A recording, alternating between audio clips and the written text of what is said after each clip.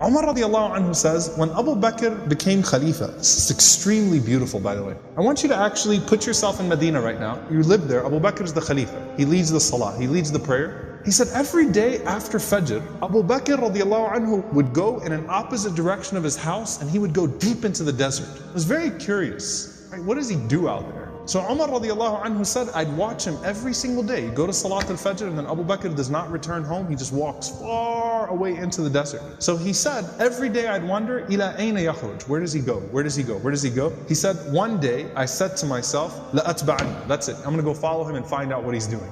I just can't get over this curiosity of mine.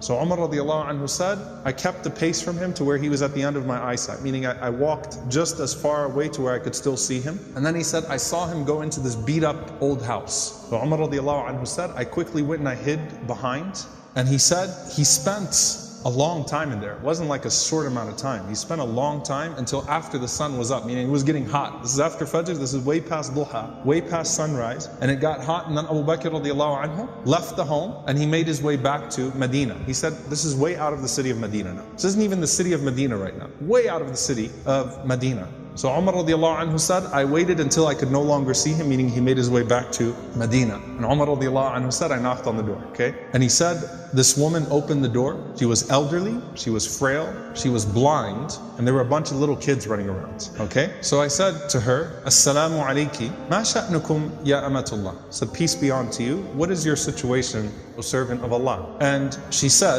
that I am a blind woman, and I have no one to take care of me, and I also have these orphans with me. You know, and the implication, Allahu Alam, her kids died, left behind, these are her grandchildren, or these were orphans. Somehow, it's her, and it's some orphan children. And she says, I have no one to take care of me, and these orphans. Umar radiallahu anhu said, who is that visitor that comes to you every single day? The answer, she says, I don't know who he is. La yuthkar li ismuhu abada. He never once shared his name with me. He never bothered to tell me his name. Umar radiallahu anhu said, well, what does he do? قالت جزاه الله خير. She said, may Allah reward him. Every morning he comes. Listen, by the way, she details it. She says, he cleans my home, he washes our clothes, he grinds our wheat, he bakes our bread, he cooks our breakfast, and then he leaves. Subhanallah, think about that. If this was the only narration we had about Abu Bakr, it's incredible.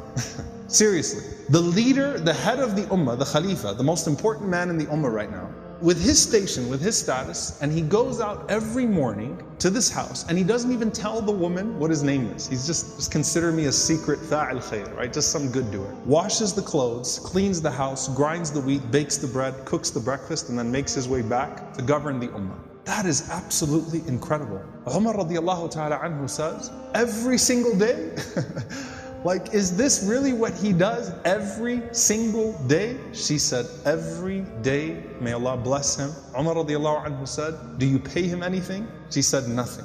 Umar radiallahu ta'ala anhu started to cry, and he said, أَتَعَبْتَ الْخُلَفَاءَ بَعْدَكَ يَا أَبَا بَكْرِ. You have exhausted every successor of yours, O Abu Bakr. You've exhausted us. Anyone that comes after you is exhausted. Because this is a standard that is impossible for us to meet. A gem here, by the way, very important. Can you imagine how many deeds of Abu Bakr that history has never recorded?